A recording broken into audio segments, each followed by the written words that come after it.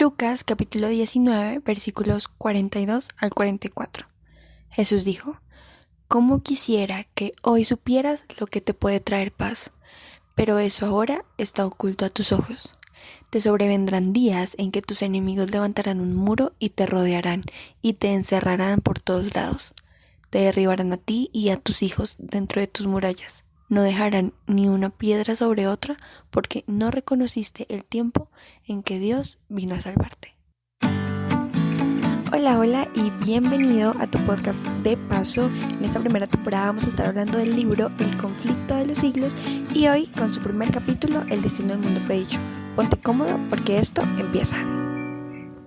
Era tiempo de Pascua y de todas las regiones los hijos de Jacob, la nación judía, se habían reunido para celebrar la gran fiesta nacional en Jerusalén. Pero ¿cómo era la ciudad en aquella época? Bueno, resaltaban a la vista las construcciones espléndidas del templo, cuyos muros de mármol blanco como la nieve estaban entonces iluminados por los últimos rayos del sol poniente que al hundirse en el ocaso hacía resplandecer el oro de puertas, torres y pináculos. Y así se destacaba la gran ciudad, perfección de hermosura, orgullo de la nación judía. Sin embargo, Lucas capítulo 19, versículo 41 dice: «Cuando se acercaba a Jerusalén, Jesús vio la ciudad y lloró por ella». En medio de todo este regocijo que provocara su entrada triunfal, mientras la muchedumbre agitaba palmas y lo proclamaban como rey, él, el Hijo del Hombre, se sintió abrumado por una súbita y misteriosa tristeza. El prometido de Israel, que había vencido a la muerte arrebatándole sus cautivos, él lloraba no presa de abatimiento, sino dominado por una intensa e irreprimible agonía. Jesús no estaba llorando por sí mismo, él no estaba pensando en él y en lo que iba a enfrentar después. Él no lloraba por más que supiera a dónde iba, al Getsemaní, lugar de su próxima y terrible agonía que se extendía ante su vista, y tampoco lloraba por lo que le esperaba más allá. La razón de su llanto era el fatal destino de los millares de judíos en Jerusalén que por la ceguedad y la dureza de su corazón iban a tener un crudo final. La historia de más de 1000 años durante los cuales Dios extiende un favor especial y tiernos cuidados en beneficio de su pueblo escogido se desarrollaban ante los ojos de Jesús. Allí estaba el monte Moriah, donde el hijo de la promesa de Abraham, cual mansa víctima que se entrega sin resistencia, fue atado sobre el altar como emblema del sacrificio del Hijo de Dios. Allí fue donde se lo habían confirmado al Padre de los creyentes el pacto de bendición y la gloriosa promesa de un Mesías. Allí era también donde las llamas del sacrificio, al ascender al cielo desde la era de Ornán, habían desviado la espada del ángel exterminador. Allí habían proclamado los santos profetas durante siglos y siglos sus mensajes de amonestación. Allí habían mecido los sacerdotes sus incenciarios y habían subido hacia Dios el humo del incienso, mezclado con las plegarias de los adoradores. Allí había sido ofrecida día tras día la sangre de los corderos sacrificados que anunciaban al Cordero de Dios que había de venir al mundo. Allí había manifestado Jehová su presencia en la nube de gloria sobre el propiciatorio. Allí se habían asentado la base de la escalera mística que unía el cielo con la tierra, que Jacob viera en sueños y por la cual los ángeles subían y bajaban, mostrando así al mundo el camino que conduce al lugar santísimo. De haberse mantenido Israel como nación fiel al cielo, Jerusalén habría sido para siempre la elegida de Dios. Pero la historia de aquel pueblo tan favorecido era un relato de sus apostasías y sus rebeliones. Había resistido la gracia del cielo, había abusado de la gracia de Dios y menospreciado cada una de las oportunidades que el Padre les ofreció. Durante 3 años, Jesús, el Señor de la luz y de la gloria, estuvo yendo y viniendo entre su pueblo. Anduvo haciendo bienes y sanando a todos los oprimidos, curando a los de corazón quebrantado, poniendo en libertad a los cautivos, dando vista a los ciegos, haciendo andar a los cojos y oír a los sordos, limpiando a leprosos, resucitando muertos y predicando el evangelio a los pobres.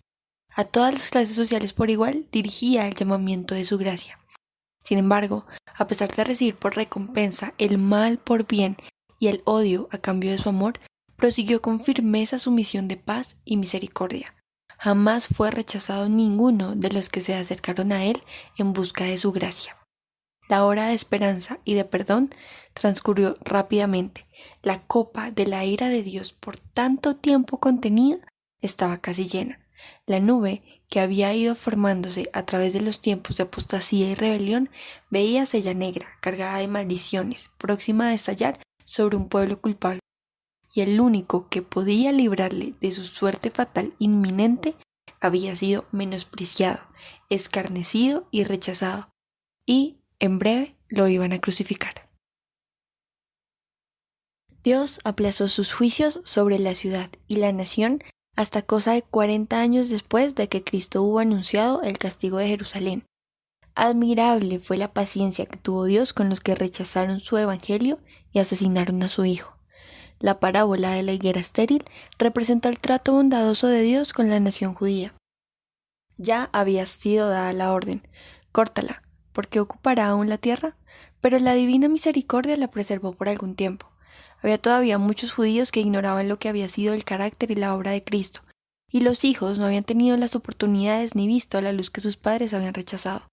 Por medio de la predicación de los apóstoles y de sus compañeros, Dios iba a hacer brillar la luz sobre ellos para que pudiesen ver cómo se habían cumplido las profecías, no únicamente las que se referían al nacimiento y vida de nuestro Salvador, sino también las que anunciaban su muerte y su gloriosa resurrección. Los hijos no fueron condenados por los pecados de sus padres, pero cuando, conociendo ya plenamente la luz que les fue dada a sus padres, rechazaron la luz adicional que a ellos mismos les fue concedida, entonces se hicieron cómplices de las culpas de los padres y colmaron así la medida de su iniquidad. Los discípulos se habían llenado de asombro y hasta de temor al oír las predicciones de Cristo respecto de la destrucción del templo, y deseaban entender de un modo más completo el significado de sus palabras. Durante más de 40 años se habían construido riquezas, trabajo y arte arquitectónico para enaltecer el esplendor y la grandeza de aquel templo. Herodes el Grande y hasta el mismo emperador del mundo contribuyeron con los tesoros de los judíos y con las riquezas romanas a engrandecer la magnificencia del hermoso edificio. Pero Jesús contestó con estas solemnes y sorprendentes palabras: de cierto os digo que no será dejada aquí piedra sobre piedra que no sea destruida.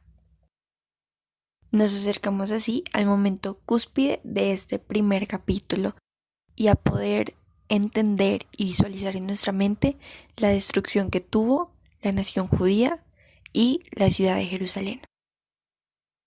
Todas las predicciones de Cristo acerca de la destrucción de Jerusalén se cumplieron al pie de la letra. Los judíos palparon la verdad de aquellas palabras de advertencia del Señor: con la medida que medís, se os medirá. Aparecieron muchas señales y maravillas como síntomas precursores del desastre y de la condenación. A la medianoche una luz extraña brillaba sobre el templo y el altar. En las nubes, a la puesta del sol, se veían como carros y hombres de guerra que se reunían para la batalla. Los sacerdotes que ministraban de noche en el santuario eran aterrorizados por ruidos misteriosos. Temblaba la tierra y se oían voces que gritaban: «Salgamos de aquí».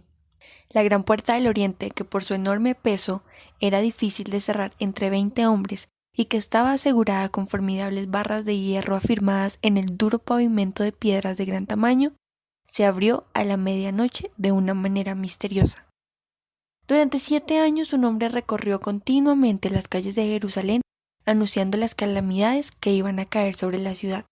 De día y de noche entonaba una frenética endecha que decía: voz del oriente, voz del occidente, voz de los 4 vientos, voz contra Jerusalén y contra el templo, voz contra el esposo y la esposa, voz contra todo el pueblo.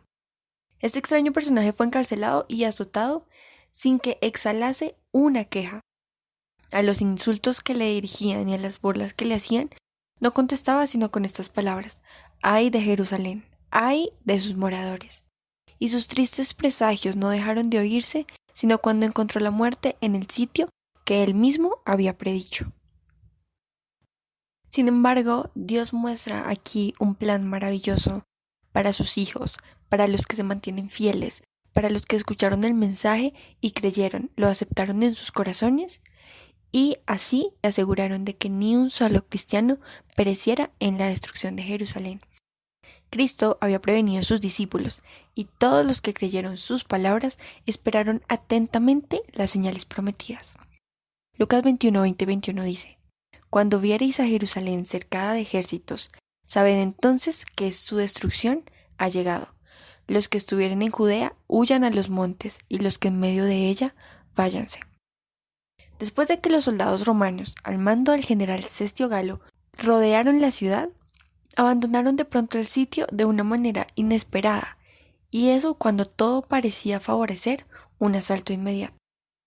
Perdida ya la esperanza de poder resistir el ataque, los sitiados estaban a punto de rendirse cuando el general romano retiró sus fuerzas sin motivo aparente para ello. En ese momento, la previsora misericordia de Dios había dispuesto los acontecimientos para el bien de los suyos.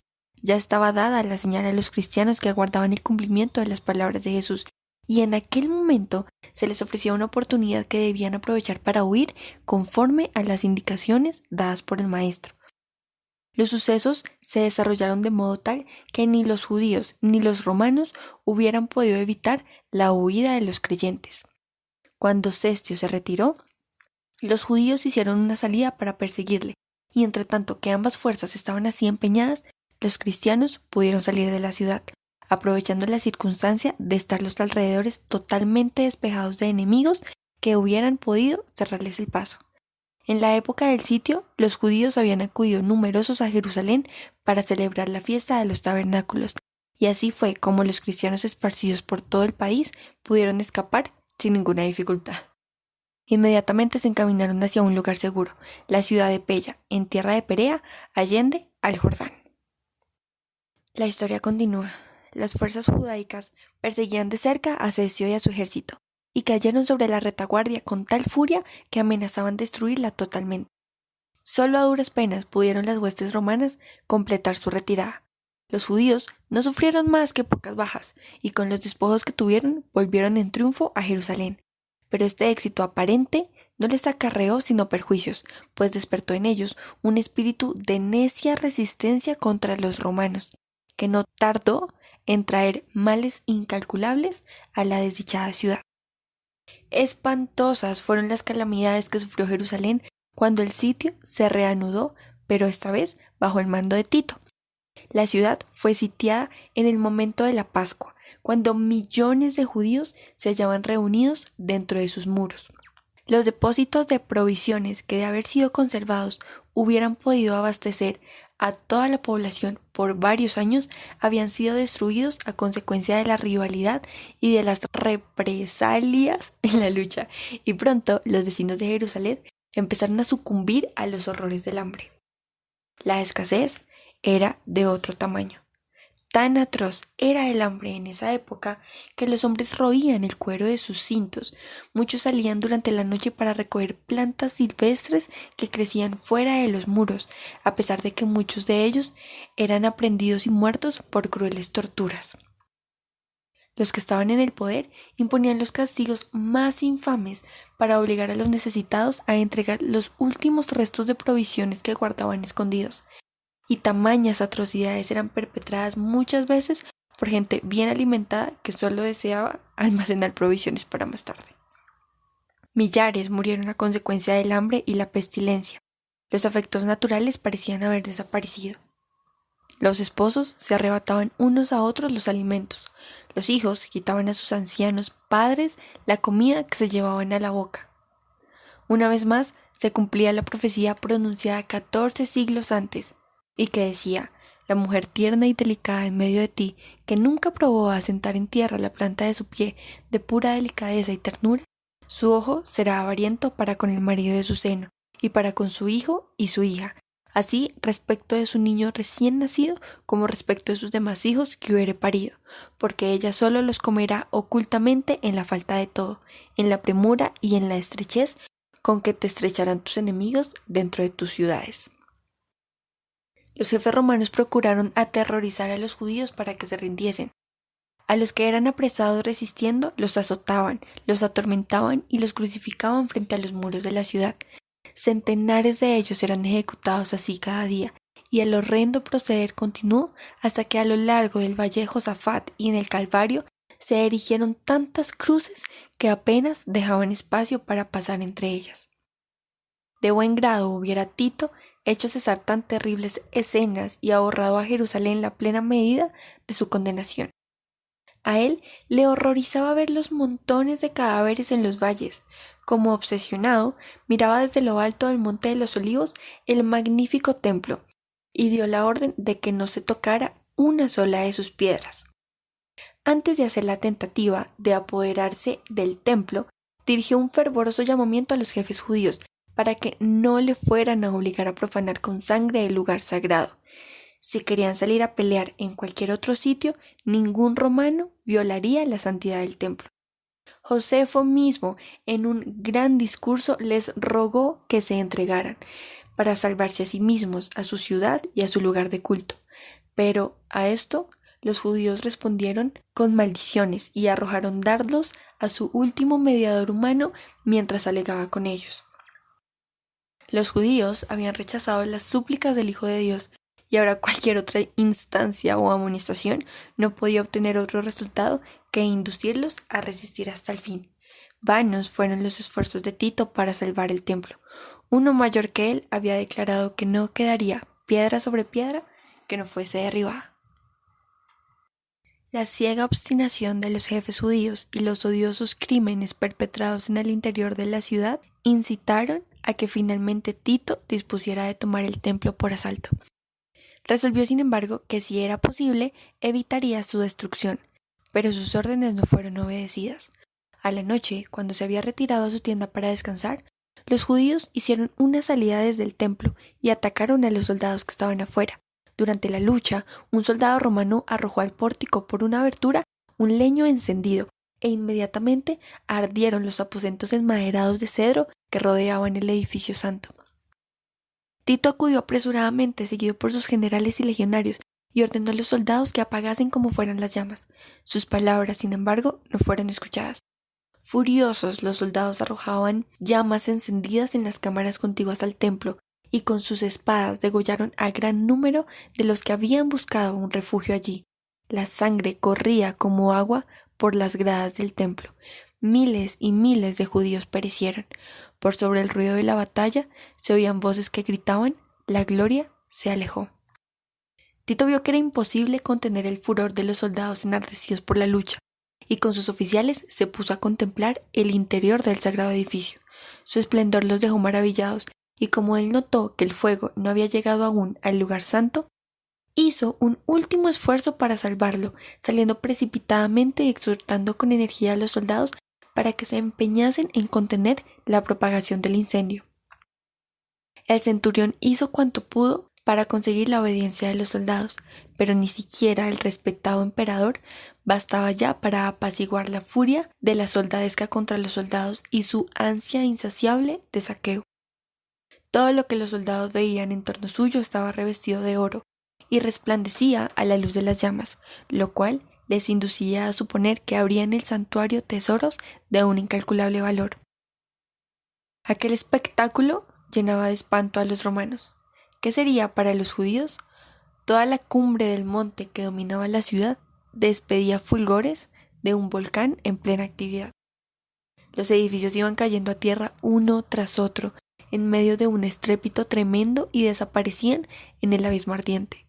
Las techumbres de cedro eran como sábanas de fuego. Los dorados capiteles de las columnas relucían como espigas de luz rojiza, y los torreones inflamados despedían espesas columnas de humo y lenguas de fuego. Las colinas vecinas estaban iluminadas y dejaban ver grupos de gentes que se agolpaban por todas partes, siguiendo con la vista, en medio de horrible quietud, el avance de la obra destructora. Dentro de los muros, la carnicería era aún más horrorosa que el cuadro que se contemplaba desde afuera. Hombres y mujeres, jóvenes y viejos, soldados y sacerdotes, los que peleaban y los que pedían misericordia, todos eran degollados en una desordenada matanza. Superó el número de los asesinados al de los asesinos. Para seguir matando, los legionarios tenían que pisar sobre montones de cadáveres. Una vez destruido el templo, no tardó la ciudad entera en caer en poder de los romanos. Los caudillos judíos abandonaron las torres que consideraban inexpugnables y Tito las encontró vacías. Las contempló asombrado y él mismo declaró que Dios las había entregado en sus manos, pues ninguna máquina de guerra, por poderosa que fuera, hubiera logrado hacerle dueño de tan formidables baluartes. La ciudad y el templo fueron arrasados hasta sus cimientos. Los judíos habían forjado sus propias cadenas, habían colmado la copa de la venganza, en la destrucción absoluta de que fueron víctimas como nación y en todas las desgracias que les persiguieron en la dispersión, no hacían sino cosechar lo que habían sembrado con sus propias manos. Los padecimientos de los judíos son muchas veces representados como castigo que cayó sobre ellos por decreto del Altísimo. Así es como Satanás procura ocultar su propia obra. Por la tenacidad con que rechazaron el amor y la misericordia de Dios, los judíos le hicieron retirar su protección y Satanás pudo regirlos como quiso.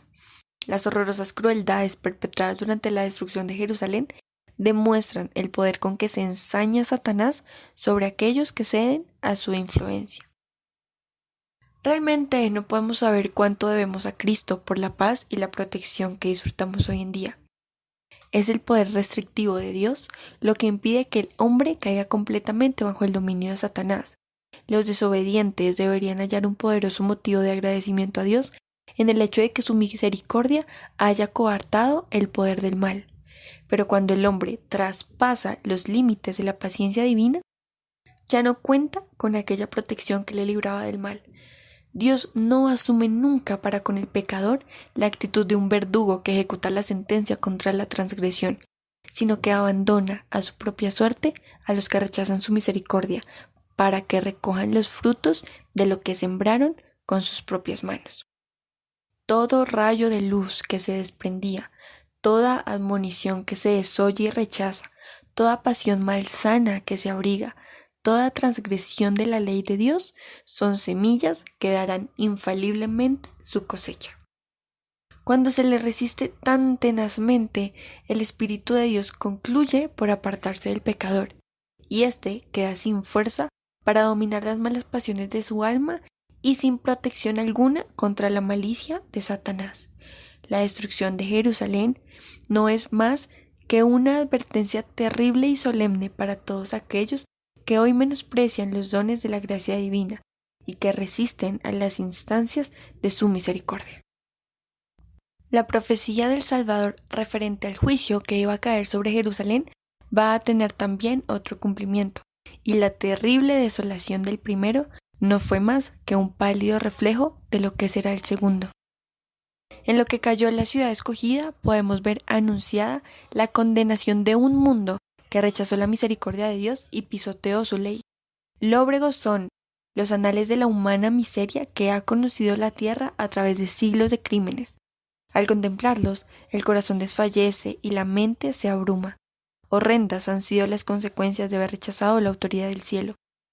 Pero una escena aún más sombría nos anuncian las revelaciones de lo porvenir.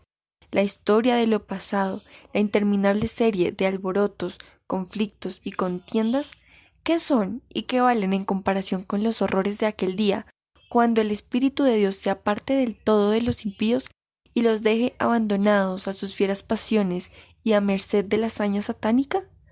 Entonces, y solo entonces, el mundo verá, como nunca los vio, los resultados del gobierno de Satanás. Sin embargo, esto no es algo para abrumarnos y para que tengamos miedo, todo lo contrario. En aquel día, así como sucedió en tiempo de la destrucción de Jerusalén, el pueblo de Dios será librado, porque serán salvos todos aquellos cuyo nombre esté inscrito en el libro de la vida. Nuestro Señor Jesucristo anunció que vendrá la segunda vez para llevarse a los suyos. Entonces se mostrará la señal del Hijo del Hombre en el cielo, y lamentarán todas las tribus de la tierra, y verán al Hijo del Hombre que vendrá sobre las nubes del cielo con gran poder y gloria, y enviará a sus ángeles con gran voz de trompeta, y juntarán sus escogidos de los cuatro vientos, de un cabo del cielo hasta el otro. Esto está en Mateo 24, 30 y 31. Los que no obedezcan al Evangelio serán muertos con el aliento de su boca y destruidos con el resplandor de su venida. Así como le sucedió antiguamente a Israel, Los malvados se destruirán a sí mismos y perecerán víctimas de su iniquidad. Debido a su vida pecaminosa, los hombres se han apartado tanto del Señor y tanto ha degenerado su naturaleza con el mal, que la manifestación de la gloria del Señor es para ellos un fuego consumidor.